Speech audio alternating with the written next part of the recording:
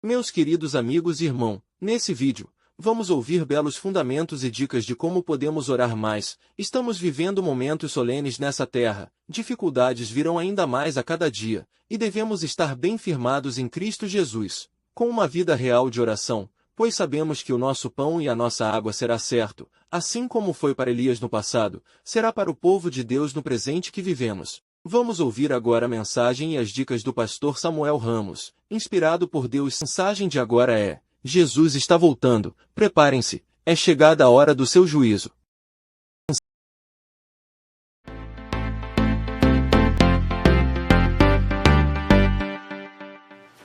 Você concorda comigo que a vida é uma luta? É uma luta difícil, árdua, a vida. Mas vamos ver se nós estamos lutando a luta certa. Porque se a vida é uma luta, pode ser que estejamos lutando a luta errada. Que tipo de luta é a sua vida? Nós lemos aqui em Efésios capítulo 6, versos 11 e 12 assim: revestivos de toda a armadura de Deus, para que possais estar firmes contra as astutas ciladas do diabo. Aqui está dizendo que Satanás tem ciladas, armadilhas, truques. E ele tenta dominar as pessoas de uma forma muito sutil, escondida, nunca dizendo que é ele, usando de outros meios, assim como usou a serpente lá no Jardim do Éden, e Eva comeu do fruto pensando que não era a serpente, mas era a serpente. Assim hoje Satanás usa de outros meios para ter o domínio da mente das pessoas, para fazer com que as pessoas o adorem. Ele aceita qualquer tipo de adoração.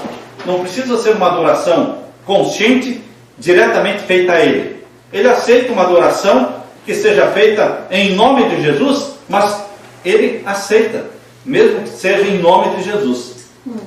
Jesus é diferente. Jesus só aceita uma adoração consciente. Deus exige uma adoração consciente e voluntária. Eu tenho que saber o que estou fazendo. Deus aceita uma adoração racional. Satanás aceita qualquer coisa, de qualquer jeito. Porque ele quer ser Deus, quer ser aquilo que ele nunca foi. Por isso ele usa de astutas ciladas, diz aqui, para conseguir o que ele quer. E no verso 12 diz: porque não temos que lutar contra a carne e o sangue, mas sim contra os principados, contra as potestades, contra os príncipes das trevas deste século, contra as hostes espirituais da maldade nos lugares celestiais. Você percebeu que nós estamos investidos aqui numa luta? Paulo está dizendo aqui aos Efésios, porque não temos que lutar contra a carne. Não é contra seres humanos que estamos lutando, contra homens e mulheres, exército humano. Nós estamos lutando contra uma hoste espiritual chamada de potestade, príncipe das trevas, hostes espirituais do mal. Ora, se nós estamos lutando contra um exército espiritual do mal, demônios, então nós temos que usar poderes que não são humanos. A luta é muito desigual. Um ser humano lutar contra um outro ser humano está de igual para igual. Mas um ser humano lutar contra um anjo, que é chamado de o príncipe das trevas, um anjo querubim, que era o mais poderoso anjo do céu, é uma luta desigual. Eu não conseguiria, você não consegue. E portanto, queridos, é uma luta ridícula, é uma luta perdida. Quando nós, fracos pecadores, tentamos lutar contra as forças espirituais das trevas, usando nossas próprias forças. Na Bíblia nós temos um exemplo de uma luta desigual e também ridícula.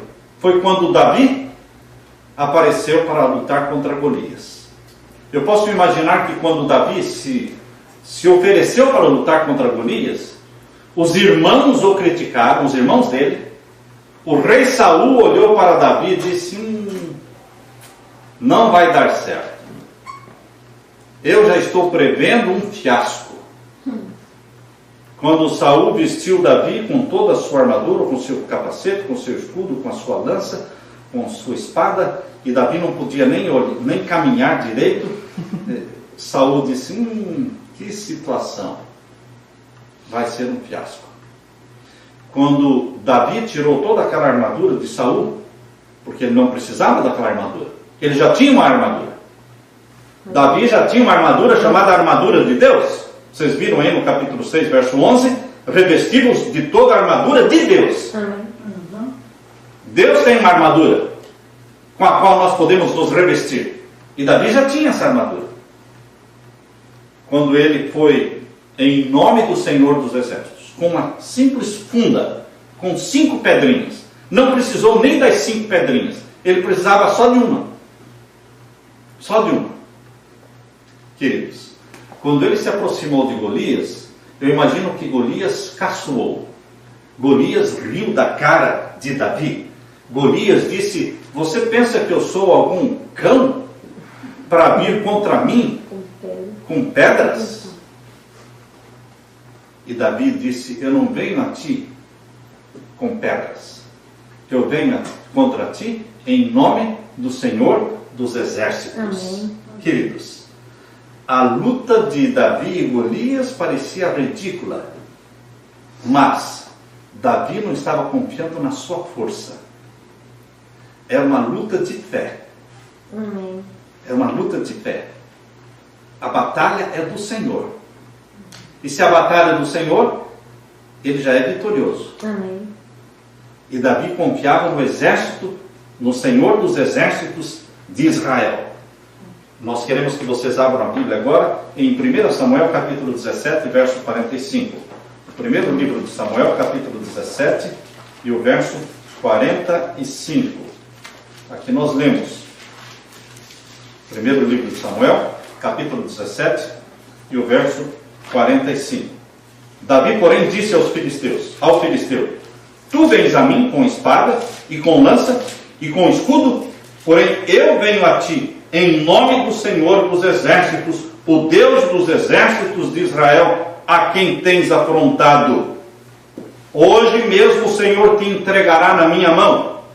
Ferir-te-ei e te tirarei a cabeça, e os corpos do arraial dos filisteus darei hoje mesmo às aves do céu e às bestas da terra, e toda a terra saberá que há um Deus em Israel. Amém. E saberá toda esta congregação que o Senhor salva, não com espada, nem com lança, porque do Senhor é a guerra, ele vos entregará na nossa mão. Vejam a confiança que Davi tinha no Senhor dos Exércitos. Essa confiança de Davi, ela não cresceu do dia para a noite. Nós não fazemos grandes avanços espirituais do dia para a noite. Os grandes avanços espirituais no poder do Espírito Santo acontecem num longo processo na sua vida e na minha vida também. Não é do dia para a noite. Não é em uma hora. Não é numa semana de oração. Portanto, querido, Davi, quando mostrou esta confiança no Senhor dos Exércitos, ele estava mostrando que ele conhecia o Senhor dos Exércitos. Porque ninguém confia em quem não conhece. Davi conhecia o Senhor dos Exércitos, o Deus de Israel, o Santo de Israel. Por isso ele confiava. Quando nós não conhecemos, nós não confiamos. E mesmo quando dizemos que confiamos, a gente confia assim, né? Desconfiando. Mas como é que Davi chegou com toda esta confiança diante de Golias? Porque ele já conhecia Deus. Ele já conhecia o Senhor dos Exércitos. Ele tinha experiência, ele tinha familiaridade com Deus. Se você duvida disso, leia os Salmos. Quando você está lendo os Salmos, lembre-se que estes Salmos eram orações e eram cânticos de Davi para o Deus de Israel. Isso mostra uma vida de comunhão. Isso mostra uma vida de amizade com Deus, de intimidade com Deus. Por isso ele chegou diante do Golias e disse: eu vou contra ti em nome do Senhor dos Exércitos. Ele me dará a vitória. Não existia nem uma sombra de dúvidas na mente de Davi se ele iria ganhar ou iria perder. Ele não tinha dúvidas. Porque a batalha, ele já entendia que a batalha é do Senhor. Do Senhor é a batalha, diz aqui. porque do Senhor é a guerra, e Ele vos entregará na nossa mão. Portanto, meus queridos, quando nós entendemos que a guerra não é nossa, a guerra é do Senhor,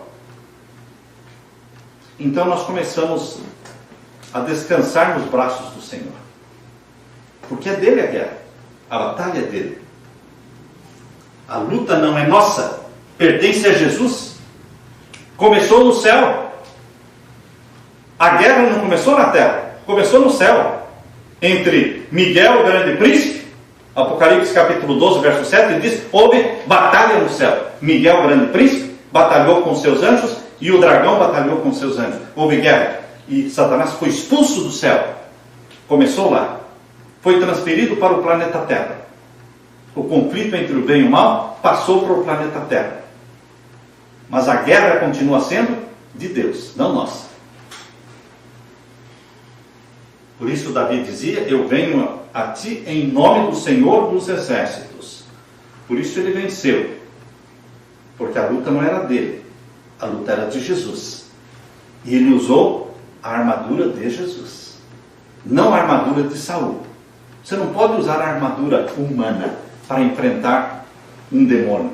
Para enfrentar um anjo que era poderoso no céu e que hoje se chama Satanás, o inimigo de Deus.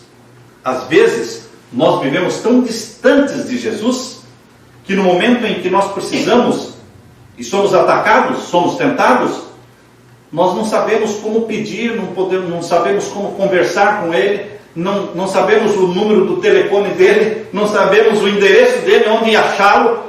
Ele é o nosso irmão mais velho, mas nós não temos familiaridade com esse irmão mais velho que se chama Jesus. Ele não se envergonha de nós, Ele nos ama, Ele deu a sua vida por nós, mas nós muitas vezes não temos familiaridade, não temos amizade, não temos intimidade. Ele é o nosso irmão mais velho, mas na realidade ele é um estranho para nós. E neste caso, nós não vamos ter forças e fé e confiança para enfrentarmos o inimigo, como Davi enfrentou Golias. Eu me lembro de uma ocasião em que eu estava fazendo uma visita para uma irmã da igreja, cujo esposo não era membro da igreja.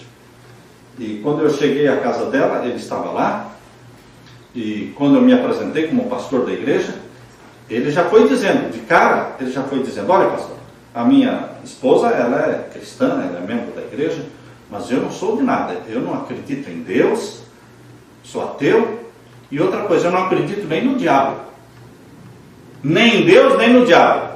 E mais, pastor, se o diabo existir, ele que apareça aqui agora, ele disse. Eu o desafio, eu vou quebrar ele de pau. Uau! Eu fiquei com os meus olhos arregalados, olhando para ele, e disse: você não sabe o que você está falando. Você não sabe o que você está falando. Porque com Satanás, que é chamado na Bíblia de o príncipe das hostes espirituais do mal, é um demônio. Você não briga com pau, com facas, com revólver. Não. Só existe uma arma. É a armadura de Cristo. Ou você se reveste da armadura de Cristo, ou você é um fracassado, um derrotado. Porque Davi, ele estava revestido da armadura do Senhor dos Exércitos. Como? Porque ele passava horas e horas tangendo a sua harpa, louvando ao Senhor dos Exércitos. Ele não compôs aquelas dezenas e dezenas de salmos que hoje nós lemos na Bíblia, os salmos, a parte que a maioria dos cristãos mais gosta de ler na Bíblia são os salmos. Com certeza Davi não compôs tudo aquilo em um dia, um mês e um ano, irmãos. Aquilo ali reflete uma vida de oração, uma vida de louvor. Por isso Davi estava revestido da armadura de Jesus. Ele pôde enfrentar Golias em nome do Senhor dos Exércitos. Nós temos que nos revestir da armadura de Cristo. Como é que eu posso me revestir da armadura de Cristo? Como posso? A Bíblia diz em 1 João capítulo 5, verso 4, abra sua Bíblia. Primeira carta de João capítulo 5 e o verso 4. Primeira carta de João, capítulo 5, e o verso 4. Aqui nós lemos: porque todo o que é nascido de Deus vence o mundo. E esta é a vitória que vence o mundo, a nossa fé. Eu gosto deste verso. Por quê? Porque aqui fala de uma forma certa, uma forma segura. Aqui não está dizendo que aquele que é nascido de Deus, às vezes vence o mundo. Aqui não está dizendo que aquele que é nascido de Deus pode até vencer o mundo. Não. Aqui está dizendo, aquele que é nascido de Deus vence o mundo. Ponto final. Amém. Ou seja, quando nós recebemos Jesus como nosso Salvador, quando nós somos gerados pelo Espírito Santo, e o Espírito Santo gera em nós uma natureza santa, como aquela de Jesus. Quando o Espírito Santo começa a transferir para você a mente de Jesus, o caráter de Jesus, essa natureza santa de Jesus, com todos os traços de caráter de Jesus, você é um vencedor. Amém. Ou você vence, ou você vence. Porque aquele que é nascido de Deus, vence o mundo. Amém. E a vitória que vence o mundo é a nossa fé. Não é qualquer fé. Você pode colocar fé numa empresa aérea, quando você entra num avião e se assenta, e inclina o banco e dorme a noite toda viajando lá a 10 mil metros de altitude. Você está depositando fé em quem? No piloto, ou no avião, na máquina? Não é qualquer fé. Quando você entra dentro de um restaurante e recebe um prato de comida e come com certeza de que não está envenenado, você está tendo fé naquele restaurante, no cozinheiro. Todo mundo exerce fé, mas não é esta fé que salva, queridos.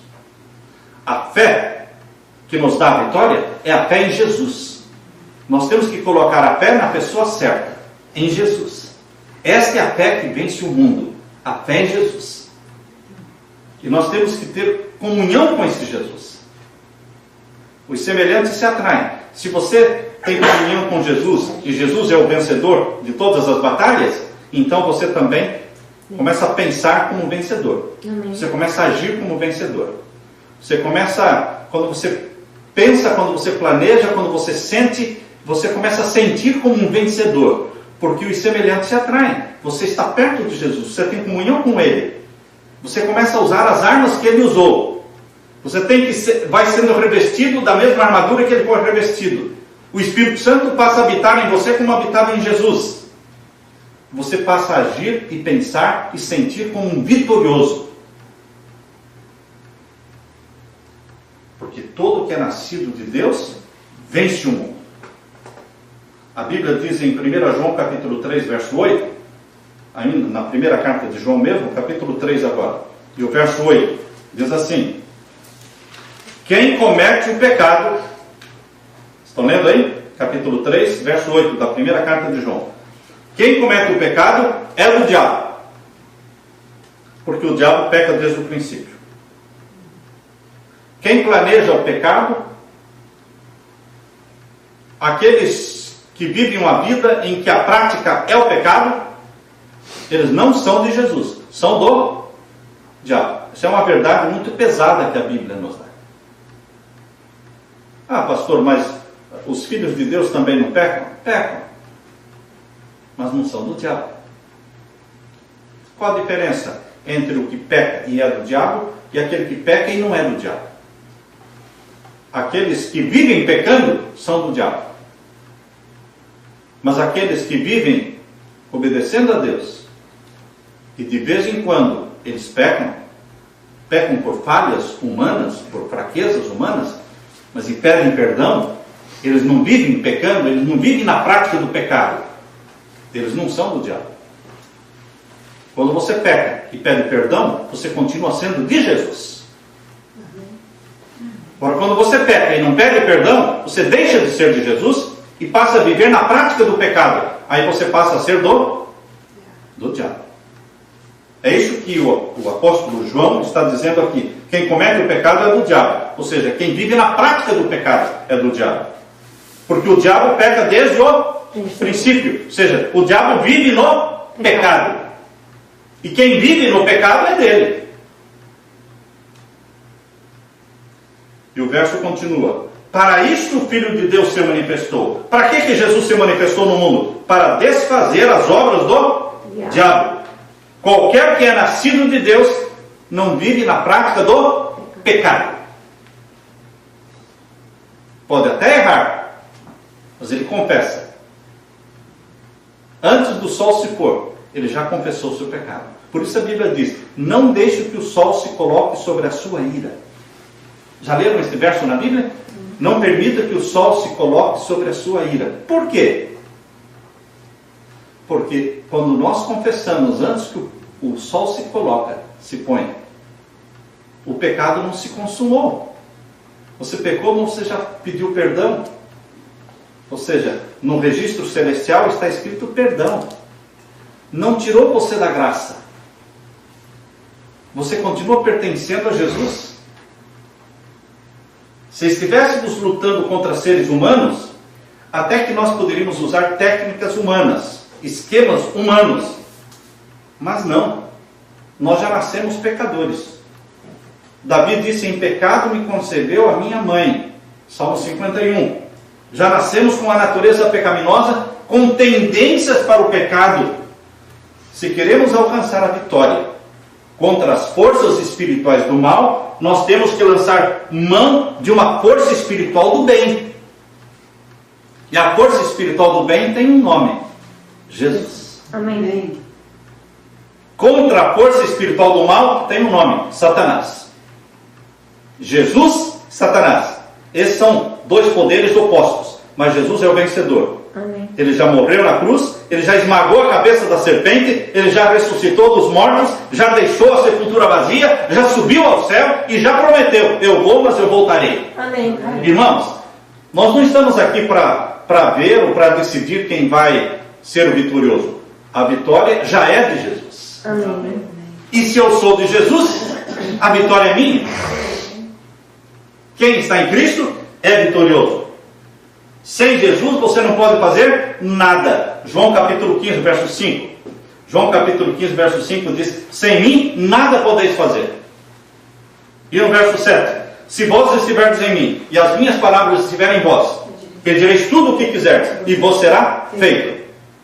É Jesus a nossa vitória. Eu me lembro da história do pastor Geraldo Marski. O pastor Geraldo Marski foi pastor ali no Paraná por muitos anos, um pastor alemão. Tanto é que quando ele se aposentou, ele foi morar na frente do Colégio Adventista ali em Campinas, no Campineiro. A casa dele era quase ali no portão, e tinha lá uma placa na casa dele que dizia assim, cuidado, pastor alemão. Ele era muito bem humorado, porque os filhos de Deus são bem humorados, certo? E um dia, quando ele estava lá no Paraná fazendo como pastor de um distrito, os irmãos vieram então chamá-lo para expulsar um demônio. Ele estava em casa, os irmãos chegaram e disseram, pastor, nós vemos aqui pedir que o senhor vá lá, porque a pessoa está endemoniada e precisamos do senhor lá. E ele disse, tudo bem, vocês podem ir indo, eu vou daqui a pouco. Não, precisamos que o senhor vá, não adianta a gente ir sozinho. Não, vocês vão na frente, eu vou daqui a pouco. Eu não vou já. Como ele foi firme, os irmãos falaram, bom, então, mas não demora, hein? E ele ficou. Ele foi para o quarto dele. Ele foi orar. Ele foi se revestir da armadura de Deus. Ele foi conversar com o Senhor dos Exércitos. Depois de um tempo, ele pegou a sua Bíblia e saiu. E a esposa dele estava acompanhando tudo, né? Vocês pensam que a esposa não fica prestando atenção no que o marido faz, né? Elas ouvem tudo, elas veem tudo, com as antenas ligadas. Ela viu quando as pessoas chegaram, convidaram para ir, ele não foi. Viram que ela percebeu que ele foi para o quarto, enquanto os irmãos voltaram sozinhos. Ela viu que depois de um bom tempo ele saiu do quarto e pegou a Bíblia e saiu. Ela acompanhou tudo. Não demorou meia hora, um pouquinho mais do que isso, ele estava de volta. Entrando em casa, não é? E a esposa perguntou: Geraldo, você já voltou? Sim, já voltei. E o demônio? Quando eu cheguei lá, ele já tinha ido embora. Ela disse: com essa sua calma, nem o demônio aguenta esperar. Queridos, o povo de Deus é manso, né? A Bíblia diz que nós temos que nos revestir da mansidão de Jesus. O adorno celestial chama-se mansidão de Jesus. Amém. Para que pressa para ir correndo e encontrar o diabo? Você teria pressa? Não, eu não. Não é uma coisa gostosa, certo? Não. Ele espera, eu vou conversar com o meu. Essa é a luta da fé que vence o mundo. Não ir correndo para enfrentar Satanás, mas ir correndo para os pés de Jesus. Amém. Em face do pecado, irmãos, nós corremos na direção oposta. Quando o pecado aparece, a gente corre na direção oposta, que é Jesus. Nos refugiamos nele, nos revestimos dele. E quando você então sai da presença de Jesus, Satanás já foi embora. Porque quando os demônios perceberam que o pastor Geraldo Marster não veio para enfrentá-los correndo, mas foi correndo para Jesus, os demônios já se conversaram e disseram: olha para onde ele foi. Olha onde ele está, aos pés de Jesus, se revestindo da armadura de Jesus. É melhor a gente ir embora, porque vai ficar um fiasco para nós. Nós é que vamos passar vergonha aqui, vamos logo embora. Antes que ele chegue. Queridos, a vitória que vence o mundo é a nossa fé em Jesus. Não é lutar contra o pecado só. Há pessoas que vivem lutando contra o cigarro, outras contra o álcool, outros contra a droga, outros contra a pornografia, outros contra vícios secretos. Ficam lutando contra coisas e sempre fracassados. Por quê? Estão lutando contra o pecado. E a vitória que vence o mundo não é a luta contra o pecado, é assim a luta da fé com Jesus. É a luta para passar mais tempo com Jesus. É a luta que eu tenho que travar para me revestir da armadura de Jesus. Todos os dias, todas as manhãs. E em vez de, você pode pensar: bom, eu já estou me revestindo da armadura de Cristo há 10 anos. Então agora, em vez de eu gastar 1 hora, eu agora posso gastar um pouco menos. Não. Nessa luta da fé, quanto mais você se reveste da armadura de Cristo, mais tempo você gasta se revestindo da armadura de Cristo. Você não diminui o tempo da comunhão, você aumenta. Você aumenta. Por isso, queridos, a luta que vence o mundo é a nossa fé. A Bíblia diz, nas 7 cartas que Deus escreveu em Apocalipse, a Bíblia fala que o cristão tem a vitória certa. Sempre que Jesus se dirige ao seu povo, nas 7 cartas do Apocalipse, fala do cristão como um vencedor. Por exemplo, na igreja de Éfeso, na carta que ele escreveu à igreja de Éfeso, Apocalipse 2, verso 7, diz: ao vencedor dar-lhe-ei que se alimente da árvore da vida que se encontra no paraíso de Deus. Ao vencedor. Só chega no céu quem é vencedor. Amém. Só que a vitória é a de Jesus. Você lança a mão da vitória de Jesus. A fé em Jesus é a mão que pega a vitória de Jesus. Amém. A fé em Jesus é o pé que corre para Jesus. A fé em Jesus são os joelhos que se dobram diante de Jesus. A fé em Jesus é essa comunhão, essa intimidade com Ele, que faz de você um vitorioso. Amém. Na carta que foi escrita à igreja de Esmirna, foi a 2ª carta, Jesus falou em Apocalipse 2, verso 11: o vencedor de nenhum modo sofrerá o dano da segunda morte. E na carta que ele escreveu para a 3ª igreja de Pérgamo, Apocalipse 2, 17, diz: ao vencedor dar-lhe-ei do maná escondido. Ao vencedor. Só chega no céu quem é Vencedor. Vitorioso, quem é vencedor. Só que a vitória é a dele. Ele já conquistou esta vitória. Ele já esmagou a cabeça da serpente. A igreja de Tiatira, que é a quarta igreja, ele diz: ao vencedor e ao que guardar até o fim as minhas obras, eu lhe darei autoridade sobre as nações. Apocalipse 2, verso 26. A quinta igreja do Apocalipse, a igreja de Sardes, Jesus Cristo fala o quê? O vencedor será assim vestido de vestiduras brancas e de modo nenhum apagarei o seu nome do livro da vida. Apocalipse 3, 5. E agora a igreja de Filadélfia, a sexta carta para a sexta igreja, Jesus diz: ao vencedor falo-ei coluna no santuário do meu Deus. Apocalipse 3, 12. E a última igreja do Apocalipse, Laodiceia, Jesus fala o quê? Ao vencedor concederei que se assente comigo no meu trono, assim como eu venci e me assentei com meu Pai no seu trono. Apocalipse 3, 21. Deus está falando para vitoriosos. Vitoriosos. Agora, queridos, há pessoas que se veem como fracassadas.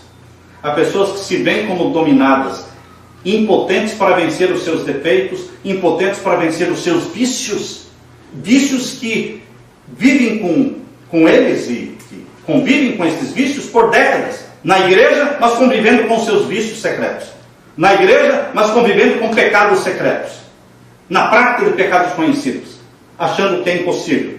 Quando Jesus está falando: eu sou vencedor. A vitória é minha. Eu quero dar para você. Mas você tem que passar tempo comigo. Amém. Se você não toma tempo todo dia para estar comigo, eu não posso transferir para você a minha armadura, a minha estratégia, o meu poder, o poder do Espírito Santo. Eu não posso lhe comunicar, porque leva tempo, é um processo. Jesus quer nos dar o caráter dele. Jesus quer nos dar a mente dele. Mas Jesus diz: eu gastei 33 anos para formar o caráter que eu tenho hoje. E você quer que eu dê para você em 1 minuto, em 1 hora? Não, não dá. Eu, como filho de Deus, que nunca pequei, gastei 33 anos para formar um caráter como eu tenho hoje. E como é que eu posso dar para você em 1 hora? Não, você precisa gastar tempo comigo. Nós precisamos caminhar juntos. Você tem que gastar pelo menos 1 hora por dia. Pelo menos 1 hora por dia. Aos meus pés, entesourando, armazenando, se revestindo da minha armadura. Amém. Então, a minha vitória será sua. Queridos, este é o plano de Deus. A vida cristã é uma batalha, é uma marcha, não tem trégua. Mas a vitória a ser ganha não é obtida por força humana. O campo de luta é o domínio do coração. A batalha que temos a ferir, a maior de quantas já foram travadas pelo homem, é a entrega do próprio eu à vontade de Deus. Amém. A sujeição do coração à soberania do amor de Deus. Maior discurso de Cristo, página 141. E no caminho a Cristo, página 43, diz: a luta contra o próprio eu é a maior batalha que já foi ferida. Amém. Não é lutar contra Satanás.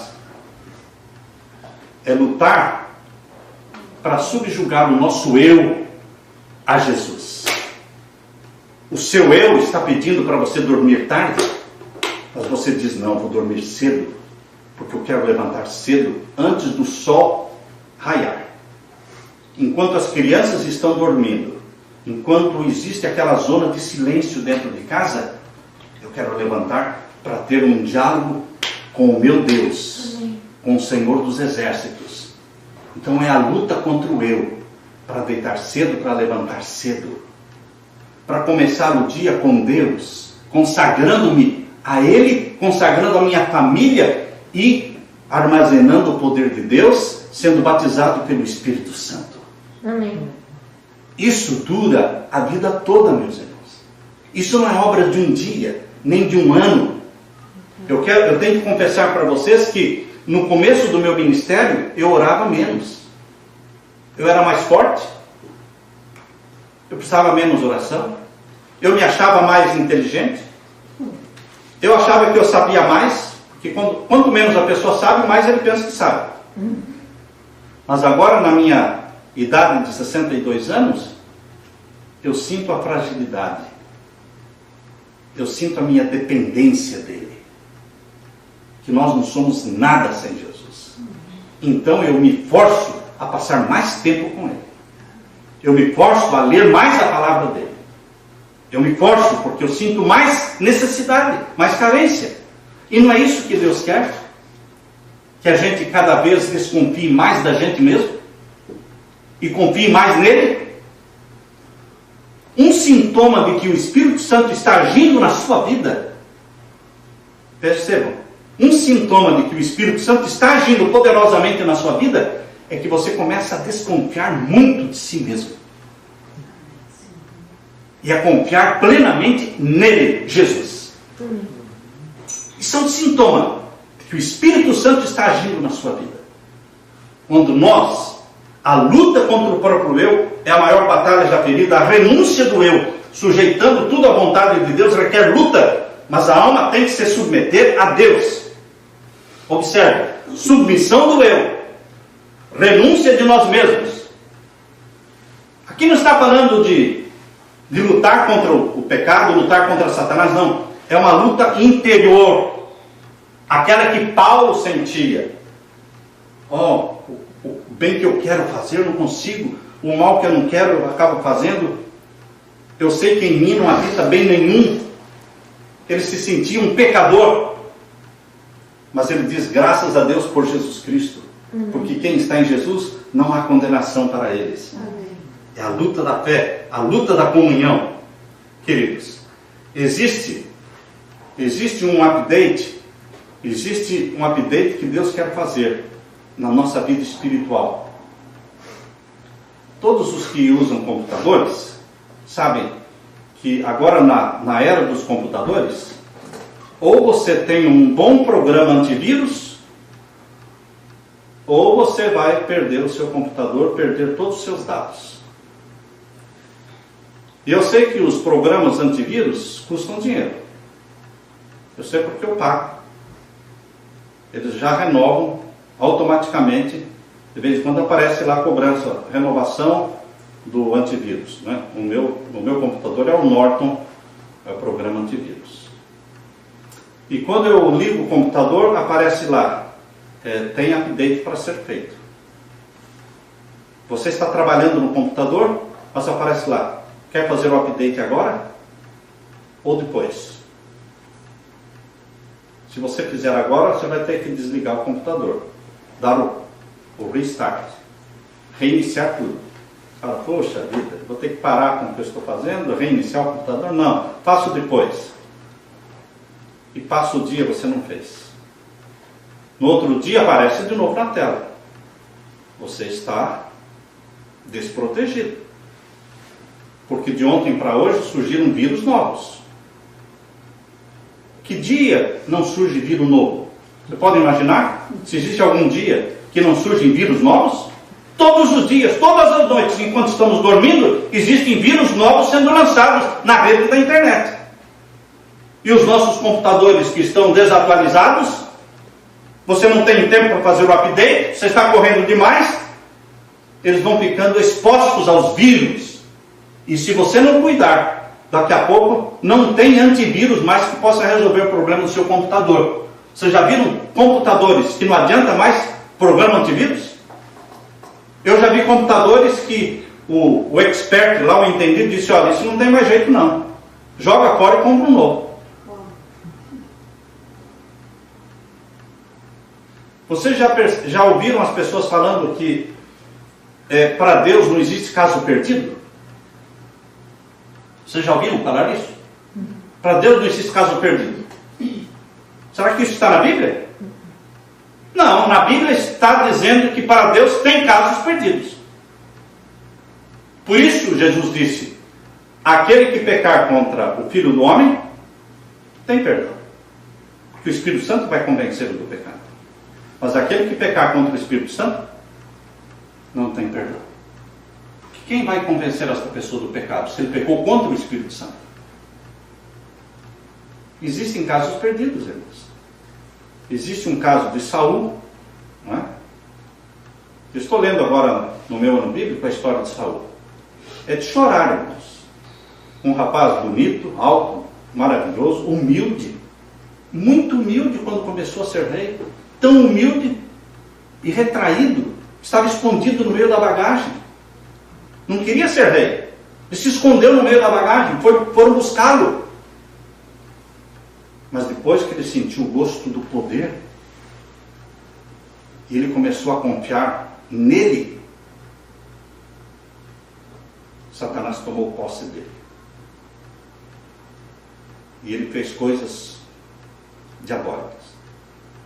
Ele não só queria matar Davi, ele matou 85 sacerdotes de Deus. Só porque Aimeleque deu para Davi pão para comer e a espada de Golias. E Doeg, estou lendo no meu ano bíblico, diz que Doeg dedurou, contou para Saul: olha, Davi fugiu, mas ele está tendo apoio do sacerdote. E Saul mandou matar o sacerdote e os 85 sacerdotes, as esposas, as mulheres, as criancinhas de peito, a Bíblia diz, foram mortas. Porque Saul se tornou um demônio. Saul se tornou uma pessoa endemoniada. Porque ele deixou de ter comunhão com Deus. E o Espírito do Senhor saiu de Saul. E veio o Espírito de Satanás e se apossou de Saul. O que faz de você uma habitação do Espírito Santo? Comunhão com Jesus. O que faz de nós a habitação do espírito do demônio? Afastamento de Jesus. A vitória, meu querido irmão, está em Jesus. Amém. Ele é o vitorioso. E nós temos que nos apegar a Ele. Agora, se nós estamos tão apressados que não temos tempo para fazer esse update todas as manhãs, toda madrugada você se levanta e você então se comunica com o céu. E então pede que Deus faça o download celestial da mente de Jesus para a sua mente, para o seu processador, para o seu HD aqui. E então o Espírito Santo vai baixando do céu o arquivo pesado que é a mente de Jesus, que é tão pesado que vai levar a vida toda para baixar. Depois de 30 anos baixando a mente de Jesus para a nossa mente, ainda tem coisa para baixar. O arquivo ainda está incompleto. Por isso, Deus diz que a santificação é a obra da vida toda, porque vai levar a vida toda para o Espírito Santo baixar a mente de Jesus e selar. Quando o povo de Deus for selado pelo selo do Deus vivo, então o caráter de Jesus e a mente de Jesus estarão selados em você. Somente então, selados para a eternidade. Assim como o sinal da besta sela o caráter de Satanás nas pessoas, o selo do Deus vivo sela o caráter de Jesus nos salvos. Mas isso é o longo processo de uma vida toda, irmãos. Sem esmorecer, revestindo-nos da armadura de Cristo. Por isso, Tiago, capítulo 4, diz: sujeitai-vos a Deus, resisti ao diabo, e ele fugirá de vós. O primeiro ato, a primeira ação minha e sua, é sujeitarmos-nos a Jesus. Não adianta querer resistir ao diabo sem primeiro nos sujeitarmos a Jesus. Primeiro, sujeite-se a Jesus. Seja submisso a Jesus. Renuncie a si mesmo. Revista-se do poder do Espírito Santo. E então você vai resistir ao diabo. Esta é a vitória que vence o mundo. A nossa fé. Todo aquele que é nascido de Deus vence o mundo. E a vitória que vence o mundo é a nossa fé. Mas a fé em Jesus. Que a graça de Jesus esteja com você. Deus te abençoe. Meus amigos, esse é o canal Pregadores Adventistas. Se você gostou, já curte, se inscreve, deixe o seu like e compartilhe para ajudar o canal. Vamos levar a mensagem a todo mundo nessa geração, e assim virá o fim. Não sejamos como os antediluvianos que não creram e se perderam. A mensagem de agora é: Jesus está voltando, preparem-se, é chegada a hora do seu juízo.